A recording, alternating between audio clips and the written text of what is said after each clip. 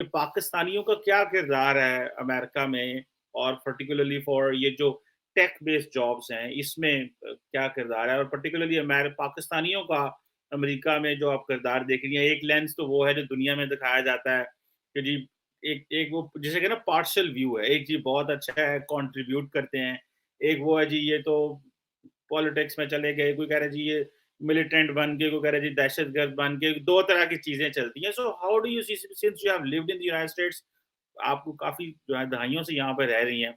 So what is your view of the Pakistanis in US, what they have been doing, how they have been contributing positively, negatively? आपकी क्या understanding है इस हवाले से? America की society as such बहुत welcoming है कि यहाँ पे आपको जो कवानीन है ना सिर्फ के जो in the book of law लेकिन जो समाज में भी कि बराबरी इंसानी हकूक और इंसान की इज्जत जो है मतलब उस पर पूरा अमल होता है पूरा आपको नजर आता है ठीक है फ्रिंज एलिमेंट्स आपको नजर आएंगे कहीं कहीं लेकिन फॉर द मोस्ट पार्ट के वेलकमिंग सोसाइटी है तो अच्छा मैडम ये बताइए जैसे आपने शुरू में कहा कि आपने एक तो कहा कि ठीक है ऑल वॉक्स ऑफ लाइफ में पाकिस्तानी मौजूद हैं। टेक इंडस्ट्री में इतने पाकिस्तानी ना आने की वजह क्या है? जैसे कि हम देखते हैं कि इंडिया इज़ नोन वो आईटी की वजह से जाना जाता है। क्या आप समझते हैं इसकी एक रीज़न पाकिस्तान में वो टेक का जो बेसिक इकोसिस्टम ना होना ये वजह है या कि आप समझती हैं कि जो लोग यहाँ पे मेजॉरिटी आए दे वर नॉट एजुकेटेड और इसकी वजह क्या है कि टेक इंडस्ट्री में ज़्यादा पाकिस्तानी नहीं हैं? आप इसको क्या समझते हैं? एजुकेशन का मसला है या कि यूथ वो जो है उसमें उनकी प्रायोरिटीज़ डिफरेंट हैं? आपकी क्या अंडरस्टैंडिंग है इस हवाले से? क्योंकि India is known for its tech presence in US. Right right not just US in many many countries in the world Germany में यूरोप के तमाम ममालिक में कनाडा में इंडिया से लोग मौजूद होते हैं तो उसकी वजह ये है कि एक तो ये कि as a country and as a nation India पिछले बहुत सारे डेकेड से उन्होंने मेहनत की है उन्होंने अपने इंटरनल एजुकेशनल इंफ्रास्ट्रक्चर को उनकी यूनिवर्सिटीज कॉलेजेस उन्होंने बहुत वर्ल्ड क्लास इंस्टीट्यूशन क्रिएट किए हैं इसके बाद उन्होंने सर झुका के बहुत हार्ड वर्क किया है इसमें कोई शक नहीं है कि पढ़ाई पे उन्होंने अपनी एजुकेशन को उन्होंने प्रायोरिटी बनाया कि बहुत ज़्यादा उनकी जो लिटरेसी रेट है जब आप 75 ईयर्स अगो जहाँ पे पाकिस्तान था और जहाँ पे इंडिया था तो अगर आप देखें तो हम थोड़ा सा पीछे को चले गए हैं और वो काफ़ी सारा आगे चले गए हैं दूसरी बात ये कि उन्होंने उसको मोनेटाइज किया उन्होंने कैपिटलाइज किया अपने उस एसेट को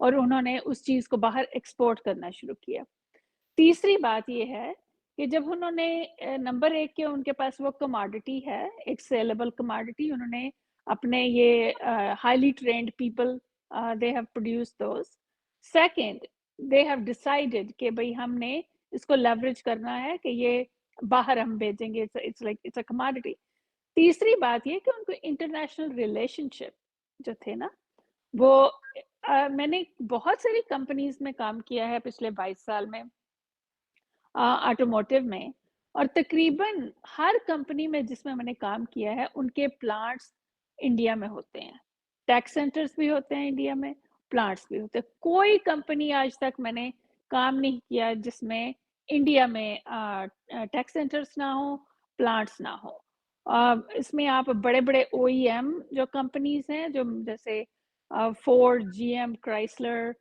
जो यूएस बेस्ड कारें हैं इसके अलावा जो आपको यूरोपियन जो कारें हैं जापानीज हैं इन सब के प्लांट्स आपको इंडिया में मिलते हैं तो एक तो बात ये है कि जो जो रिलेशनशिप है उनके इंटरनेशनल कम्युनिटी के साथ बहुत बिजनेस ओरिएंटेड हैं और उनको मतलब उनके अंदर इंडिया में बहुत ज़्यादा इन्वेस्टमेंट वेस्टर्न ब्लॉक कर भी रहा है की भी है उसने पिछले बहुत सारे डेकेड से के पास कमोडिटी भी है उनका रुझान भी है कि हमने इसको लेवरेज करना है तो तीसरी बात ये because of the great relationships they have absolutely wonderful infrastructure to send people over अब मेरी टीम में I mean there have been times कि भाई मेरी टीम में 9-10 लोग होंगे जो इंडिया में बैठे हुए हैं मैं बाज़ औक़ात मैं वहाँ से लोगों को यूएस में मँगवाती भी हूँ। I can not do that with anybody इन पाकिस्तान।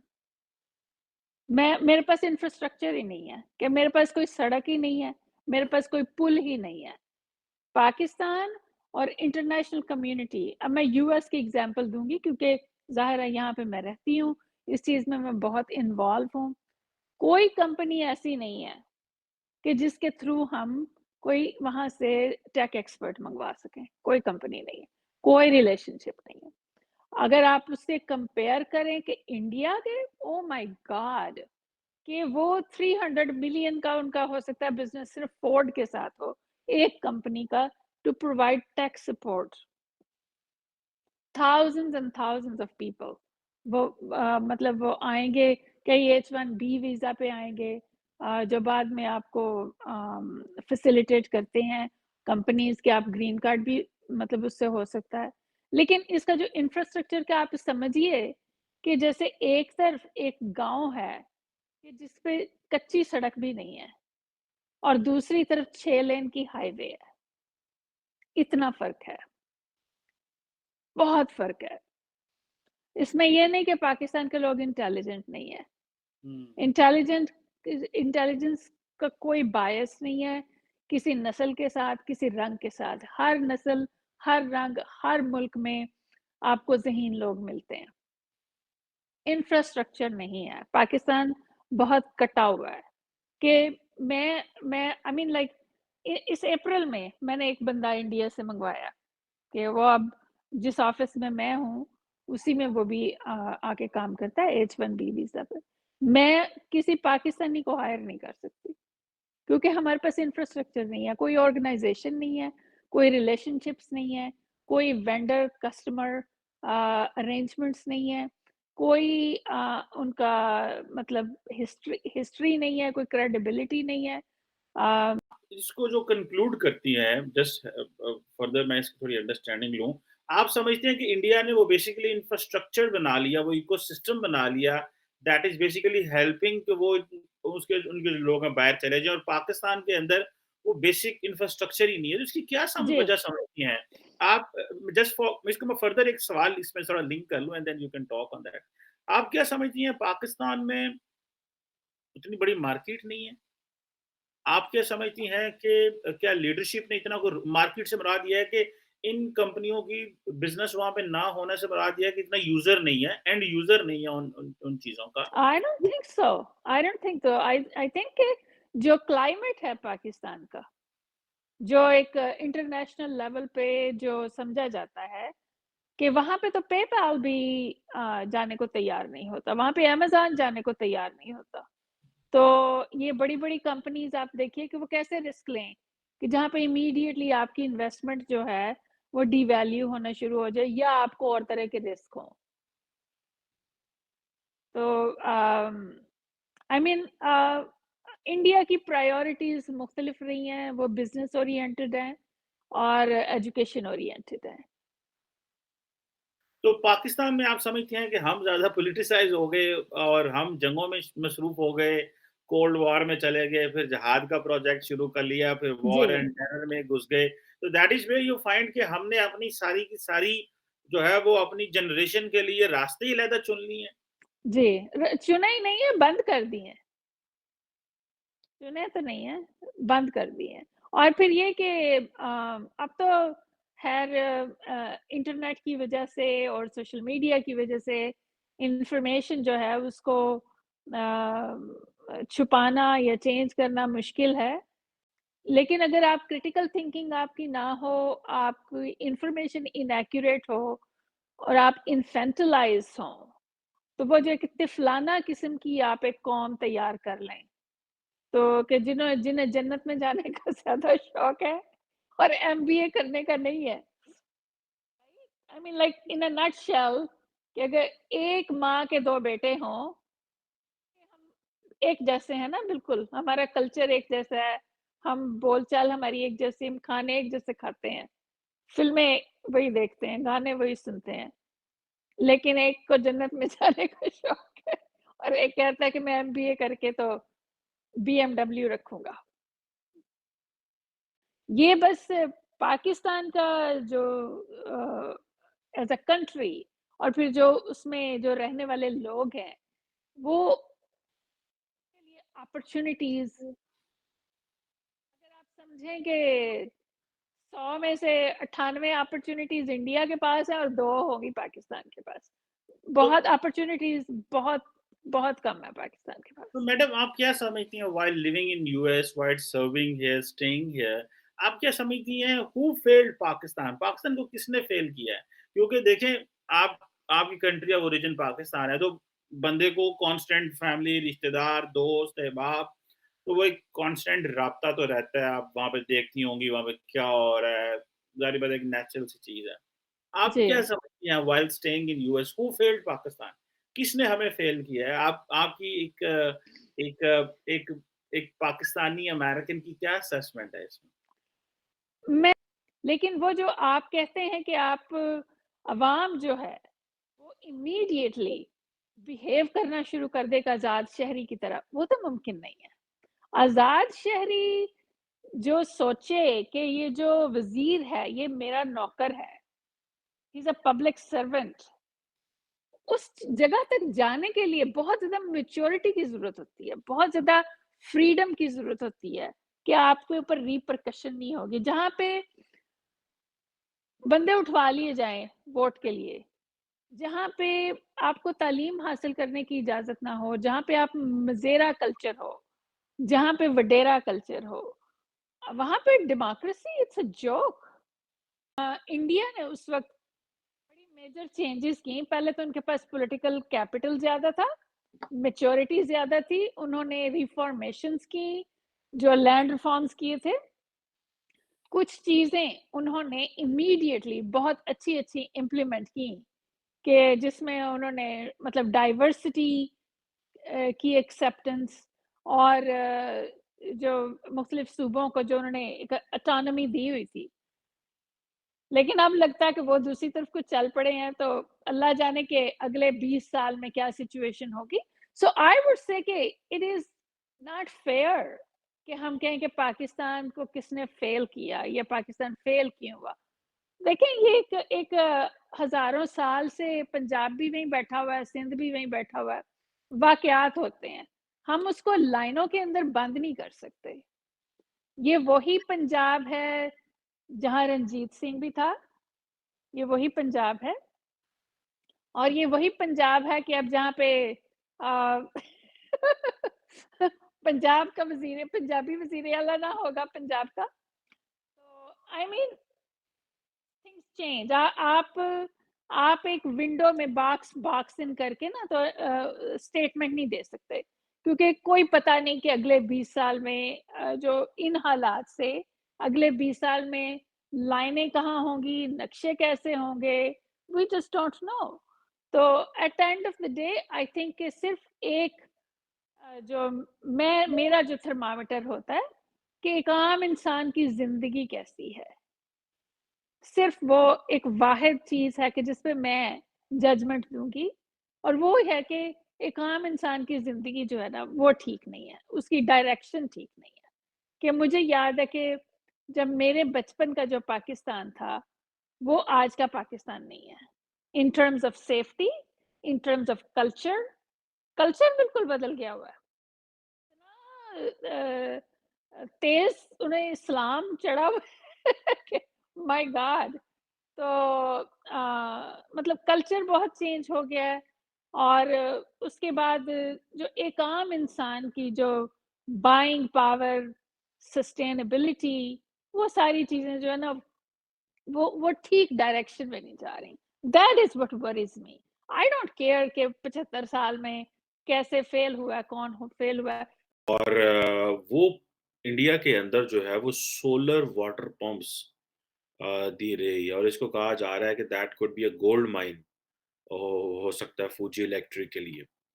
और अब बेसिकली तो ये इंडियन सरकार का एक प्रोग्राम है कि हर घर में जो है ना, जो ख़ास तौर पे गाँव की रूरल कम्युनिटीज़ है, वहाँ पे ये अपॉर्च्युनिटी दी जाए कि जो फूजी इलेक्ट्रिक है उसके ये हैंड पंप्स जो हैं वाट जो है वो दिए जाएँ वाटर पंप्स जो हैं वो दिए जाएँ और आप ये समझ लें कि एक ऑलरेडी वो जो एक सोलर पावर्ड वाटर पंप्स जो हैं, उसका एक बेसिकली एक कंपोनेंट है। अब मैं ये सवाल पूछना चाहता हूँ कि चाइना ने पाकिस्तान में बिलियंस ऑफ डॉलर की इन्वेस्टमेंट की, बड़े-बड़ी बातें हो रही थी जी, बड़े इतने मेगावाट बिजली बन रही है जी, हज़ारों मेगावाट बिजली आ जाएगी। ये छोटे-छोटे स्टेप लेते हैं आप लोग, जिससे आप at the end of the day ये मेक श्योर करते हैं कि भई जो एंड यूज़र है, उस तक वो प्रोडक्ट पहुँच जाए।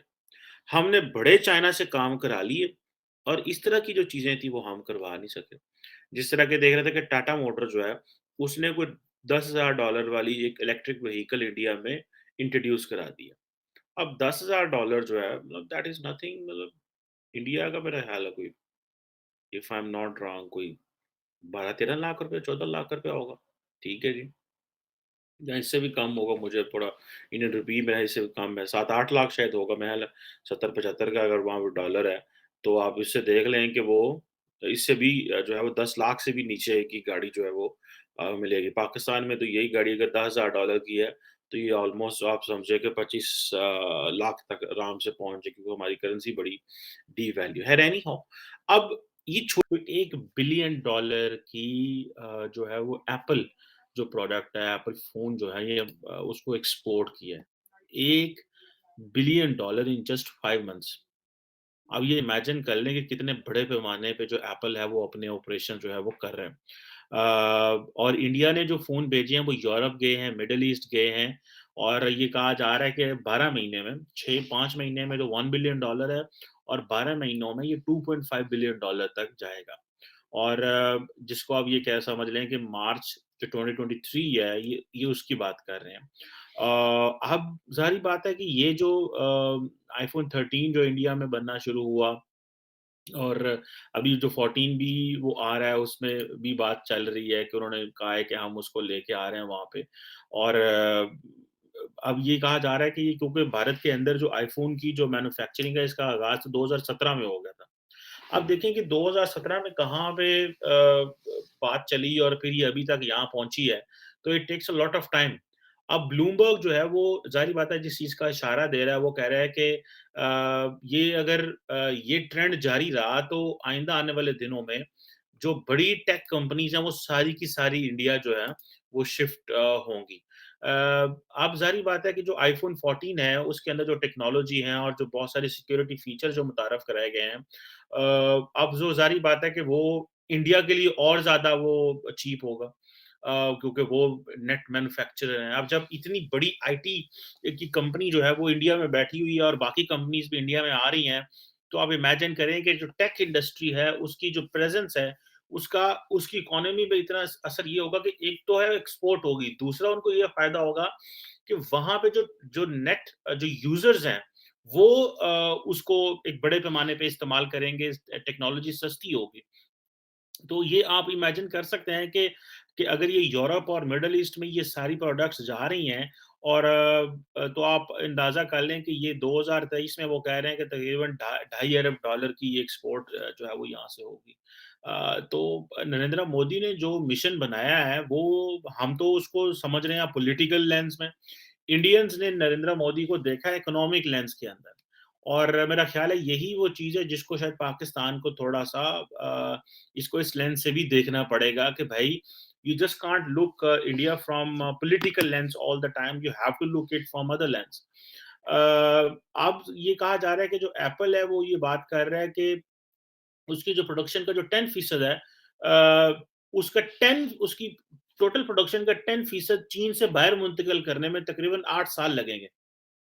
और आपको पता है कि तकरीबन 98% जो आईफ़ोन है वो चाइना में बन रहा था। तो आप इमेजिन करें कि वो कितना स्लो प्रोसेस है और कितना ये लेंथी प्रोसेस है कि 10% जो है, और भले वो चीन इंडिया को बहुत ज़्यादा फ़ेवर देना चाह रहे हैं, लेकिन वो चीन से भी नहीं निकलना चाह रहे। This is the signal which the Chinese with the Americans are giving. ये ज़रूर ठीक है कि क्योंकि आप देख लें कि at the same time India अगर वो सारी चीज़ें इंडिया के अंदर टेक इंडस्ट्री आ रही है, लेकिन इंडिया बहुत सारे अमेरिकन्स ये फ़ील कर रहे हैं और वेस्ट ये फ़ील कर रहा है कि इंडिया का जो कॉन्फिडेंस है वो बहुत हाई हो रहा है और India as a mid size power in south Asia, जिसको वो चाइना के लिए तैयार कर रहे हैं, गो के वो तो चाइना के लिए अपने मफ़ाद के लिए लड़ेगा, वो अमेरिका के लिए किसी और के लिए तो नहीं लड़ेगा। लेकिन there is also a group in the West which believes कि अगर हमने इतना ज़्यादा ट्रस्ट चाइना पे, इंडिया पे करना शुरू कर दिया और इंडिया के आगे हम जो है कॉम्प्रोमाइज़ होते रहे, तो things will not be the good the way जो वो चाहते हैं। सो इंडिया ने जो अपनी ऑटोनॉमी अपनी अपनी फॉरेन पॉलिसी में रखी हुई है, दिस इज़ ये इनको वेस्ट को बड़ी खटकती है।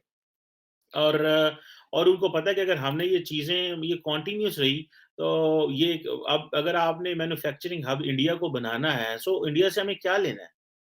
और ये जो प्राइम मिनिस्टर मोदी ने रशिया में बैठ के पुतिन के सामने कहा था कि this is not an era of war, basically prime minister Modi जो है वो वेस्ट को ये बता रहा था कि भई आप जो चीज़ें इंडिया में लेके आएँगे, हम आपके मॉडल के साथ चलेंगे।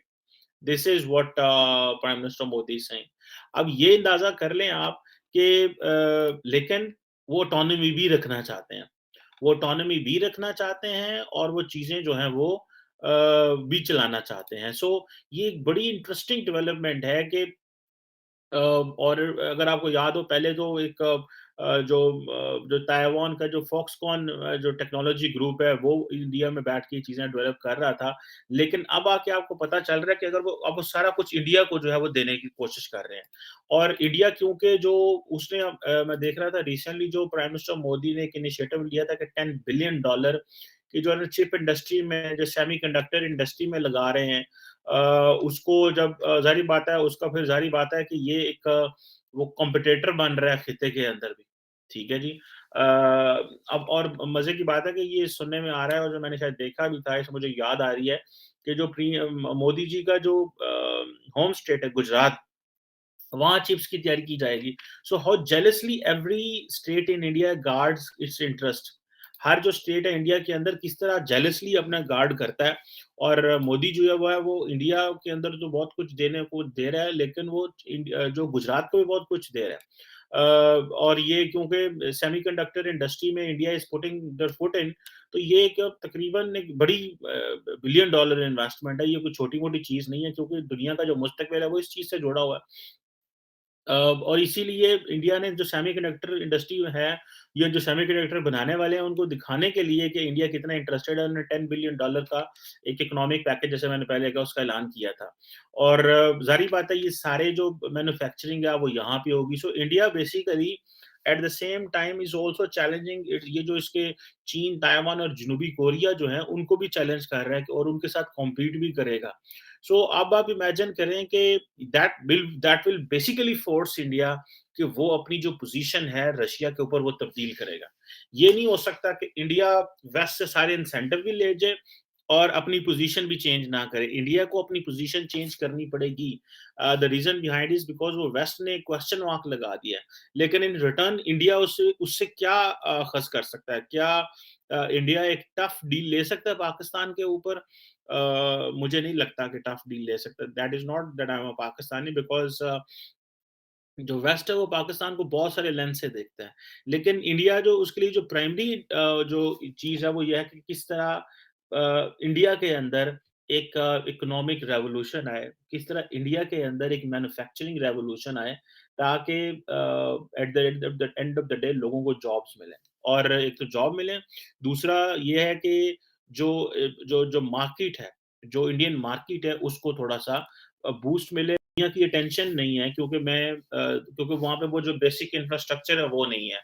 मिसाल के तौर पे गवर्नमेंट ऑफ पाकिस्तान का ये प्लान है कि हम $3 बिलियन की जो टेक एक्सपोर्ट है वो करेंगे बाय 2024, जो कि बहुत कम है। भाई $262 बिलियन तो अभी अभी है।